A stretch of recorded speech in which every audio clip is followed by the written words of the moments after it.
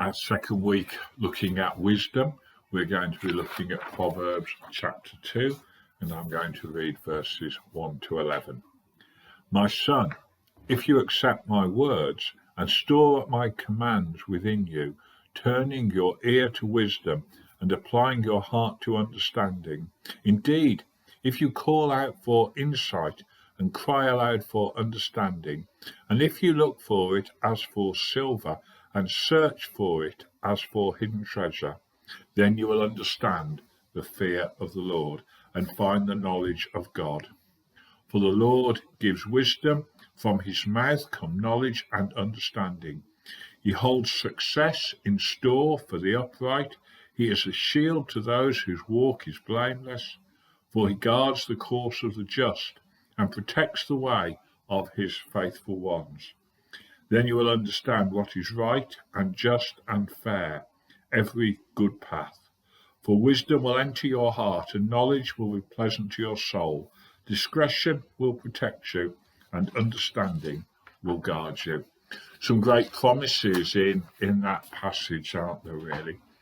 At the beginning of his reign as king, Solomon asked the Lord for wisdom, and God gave it to him. And according to 1 Kings 4 and verse 31, he was the wisest man who ever lived. His wisdom was perhaps sharpened through the life he lived and the things he observed. All the gifts of God, I believe, can be developed within us. So he's seen his father's life complicated through sin. He had seen his brother seduce his sister, and then another brother kill the one who seduced her. He had seen the destructive influences of greed, lust, and violence. When Solomon spoke about wisdom, he knew what he was talking about. So this father longed for his children to live a happy, peaceful life, and he knew there were certain things they had to do and other things that they should avoid doing if their lives were to be rewarding on earth. He didn't want them to ruin their lives as he had seen so many other people do, indeed, including his own brothers. So in this chapter, it's almost like he falls to his knees and he pleads, begs, and cajoles his children to have the right attitude towards wisdom, and then gives them the best advice he can. Just listen to some of the verbs in the opening verses of Proverbs 2. Accept, store up, turn your ear, apply your heart, call out, cry aloud, look, search. He's on his knees begging these people, don't ruin your life. Listen to me, I've experienced, I've observed, I know. This will help and this will hurt. He's saying to them, choose wisely, become a person of character. And so he begins to lay out the principles of a life of wisdom and character. So at the beginning of chapter 2, whilst he's extolling the wonderful blessing that wisdom brings, he lists 3 conditions that we need to adhere to if we're going to find that wisdom. The first one is attentiveness. Passive listening is not enough. We need to be focused on it, welcome it, accept it, and perhaps storing it away. When I was younger, there was quite a lot of store given to learning Bible verses, something that's gone out of fashion now. And I wonder whether that was good, because we didn't just have to listen to the Bible verses, we had to listen to them attentively, so when asked that we could repeat them. The second condition that he comes up for gaining wisdom is to ask for it. And the idea in the Hebrew, I think, is that it refers to loud and insistent pleas for help, like a man crying for help when he's in real big trouble. Solomon is saying we will gain wisdom when we really yearn for it enough to call out for it.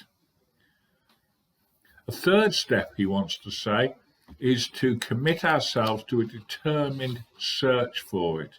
People go to great lengths to find precious metals. In our passage, it mentions silver. And he's saying that the search for wisdom demands the same dedication. And in verse 5, he sums up this section by saying, If you fulfill these three conditions and throw yourself into this search for wisdom, God promises that you will find what you are looking for. And the passage gives us two promises. One is that we will gain God in verses 5 to 8, and secondly, that we will gain God's wisdom. You might want to say that's the same thing. Well, it is and it isn't. God is the one who gives wisdom. So when we find God, we will find wisdom. Verses 7 and 8 mention about the need to be upright and blameless, to be just and faithful. That God's wisdom is not just about being clever. Indeed, in the Hebrew words, it's linked to the whole idea of holiness. Those who give themselves to godly wisdom, those who are upright and blameless, who are just and faithful, will experience God's protection. The word for blameless refers to a total submission that chooses God with the whole heart. Faithful ones comes from a Hebrew word which describes the loyal love that God displays to people as he keeps his covenant with them. So it means we need to be loyal to God. The second result of a search for wisdom is that God's wisdom will give you a sense of right and wrong. I was discussing with someone this week about some of the things that are going on in Parliament, and we decided that what had happened in our society, there was no longer any shame. There was no sense of right and wrong. Why? Because, well, according to Solomon, people don't have God's wisdom. So he's saying that to know right is to have actions that conform to God's standards of right and wrong. Just comes from the verb to govern, calling us to render decisions that reflect God's character of justice. Fair comes from a word meaning straight, upright, so we do nothing underhanded or morally questionable. By the time he gets to verse 10, he's beginning to expand his argument a little bit. He says that wisdom may seem to go against our natural instinct, but the person who searches for it will find it, and when we find it, we will acquire, if you like, a taste for it. It becomes part of who we are. It will become part of our heart. It will become part of our brains about how we live and the decisions we need to make. In the second half of this chapter, he explains how wisdom rescues its possessors from those things that would trap them. Right at the end then of this chapter later on, he talks about the fact that a person who pursues wisdom can escape all the wrong things in the world by staying on the right path. And it's really quite a simple message in that way. He's saying we need to search God's wisdom, live our lives in the light of it, and that will be a life of blessing.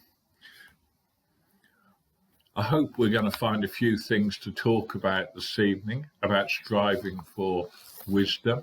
I just wonder how much our families have fed us godly wisdom. Perhaps you are grateful to parents or grandparents who did that for you. Perhaps you didn't have that. Perhaps you started from the beginning. Perhaps we might want to ask ourselves how much we desire godly wisdom, how much we're prepared to follow God's ways and not our own ways. And finally, perhaps we want to ask, where else do people in our world find wisdom today? Why is it that there is no shame anymore about anything? People have their own values of right and wrong. I look forward to what we might discuss about it.